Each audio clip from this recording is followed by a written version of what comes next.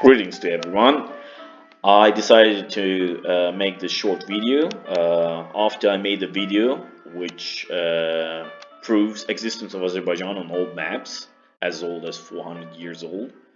I got some comments from some Armenians who are claiming that first of all Azerbaijanis had never been called as Azerbaijanis, and it was Joseph Stalin who gave Azerbaijanis this name, and and there's no connection between that Azerbaijan and Azerbaijanis. And secondly, some there were even more absurd claims, such as there were no Azerbaijanis at all in South Caucasus.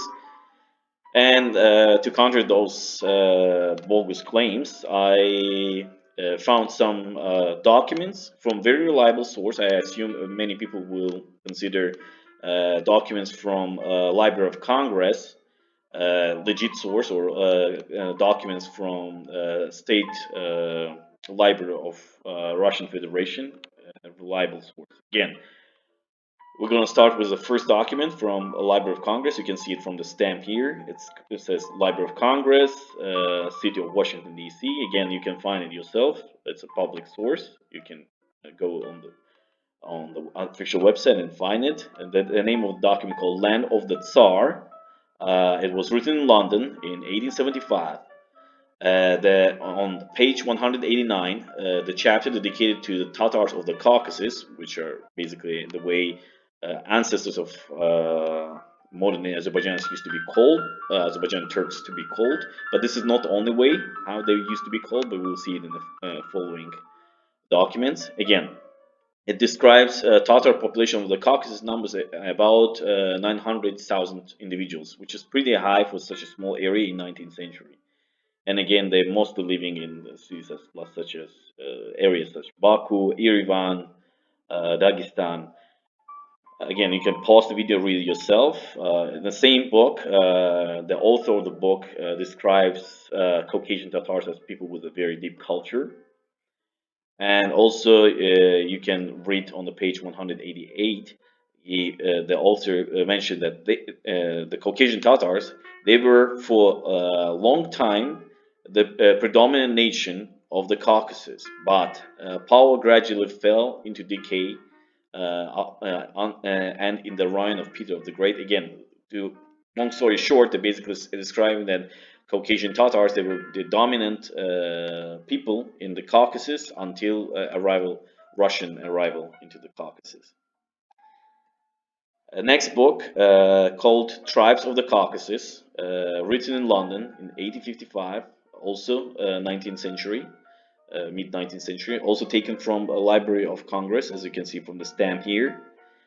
It also describes there's on page 17 a chapter called Tatars, dedicated to the ancestors of modern day Azerbaijani Turks, Caucasian Tatars. It describes the areas of their living, Dagestan, Shirvan, inhabited by the Tatars. And on the same page, it's written, those Tatars who inhabit the country from Derbent to Persia are of Caucasian origin. The Tatar language is that of conversation in Western Asia, Persia, and Turkey, like the French in Europe. And basically, in the same book, they're basically describing the Tatar language as the lingua franca in the Caucasus, and it's basically because it's very there's a lot of different ethnicities that live in the Caucasus, and when they speak to each other, they use Tatar language. As a matter of fact, if somebody ever read the book by Lermontov called Hero of Our Time, one may notice that the Cherkess in this book, when they talk, they use exactly Azerbaijani Turkish. I mean, if anyone speaks Azerbaijani Turkish, they may recognize Azerbaijani Turkish. And apparently, it's due to the fact that it was lingua franca, and again, this book basically confirms that. Existence of the name Azerbaijanis way before Joseph Stalin. Again, this book is taken from the Russian State Library. It was written in 18th century, 1793. It's called Picture of Georgia, and again, the political situation of Georgia, and it says Azerbaijani cities such as Yerevan and Ganja. And on another page, on page 22, it says, from the Persian side, among all Azerbaijani Khans, Ibrahim Khalil Khan of Shusha, was a very good friend with the king of Georgia, and they kept a friendship for 26 years. Again, they describe the Khan of Shusha, the Ibrahim Khalil Khan, the Tatar Khan, as Azerbaijani Khan. So you can already see the word Azerbaijani, and the city Yerevan and Ganja also described as Azerbaijani cities. Another book called Ethnography of Caucasus. On the page 6, the book is written in 1879. It's 19th century in St. Petersburg. On page 6, one may read Azerbaijani Tatars mostly live in eastern Transcaucasia, so to the south of Kura, and also in lower part of its stream. Again, you can pause the video, you can translate it yourself. But again, you may see from it's mid 19th century, and again we see the word Azerbaijani Tatars, and again here also it says Azerbaijanis. Next source from late 19th century, written in 1894, St. Petersburg. It's an encyclopedia, it's a historical journal, also taken from the Russian State Library. What's written here, I put the translation here. The Turkic languages belong to the language of the so-called Azerbaijani Tatars, which make up the bulk of the population of eastern half of Transcaucasia. This is what is written here, and here that's where you see Azerbaijani Tatars. Let's move forward. Another encyclopedia called Great Encyclopedia, the 10th volume, written in 1903 in St. Petersburg. Again, there's a chapter dedicated to Kazakh Uyezd. It's an area, modern day region of Gazakh, Azerbaijan, and partly the region of Tavush, modern day Armenia. As you may see, this is the Kazakh Uyezd on the map. And what is written here, again, we see here again Azerbaijani Tatars, and again, we'll read the translation of this. According to the census of 1897, the population is estimated at 112,468 people. The majority of Azerbaijani Tatars are Muslims. Okay, this is where it's written here.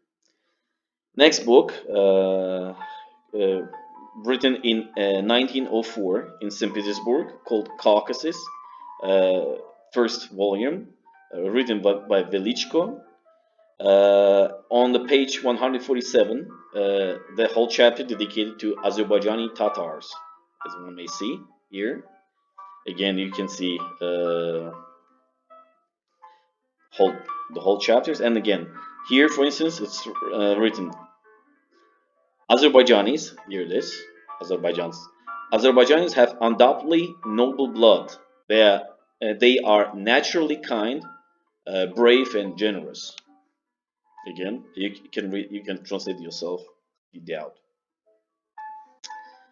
And lastly, again, another document taken from Library of Congress. As a matter of fact, you can even read it here from the stamp, Library of Congress.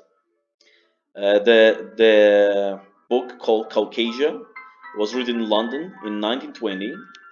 On page 11, one may already see Azerbaijan Tatars, as one may see Azerbaijan Tatars, and the same thing one may see on page 31, Azerbaijani Tatars are Shia Mohammedans. But interestingly, we go back to the page 11, it also says the official census of the Transcaucasia of 1897, late 19th century. And please have a look on province of Baku, because Armenians love to claim that they were Baku was our Armenian city, and they were removed from this city. And look at the statistics. The population of Tatars, so Azerbaijani Tatars, is 10 times more than Armenians. 10 times more. So, like a number of Armenians, if we're gonna add up Azerbaijani Tats and Azerbaijani Lezgins here, then our number of Armenians will be completely insignificant. Azerbaijani Tats also they are twice more than Armenians. So their number is insignificant.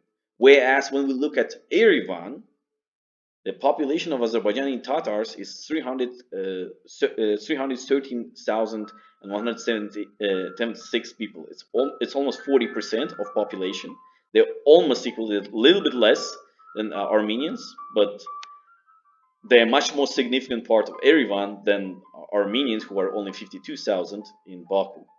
And so whenever Armenians talking about removal and return of Armenians to Baku, maybe first of all we need to discuss return of Azerbaijani Turks to Yerevan, because I mean obviously there's no Azerbaijanis in Yerevan today. I mean, what is if not a genocide? This whole population of almost 500,000 people completely removed. Again, thank you for your attention, and till the next time.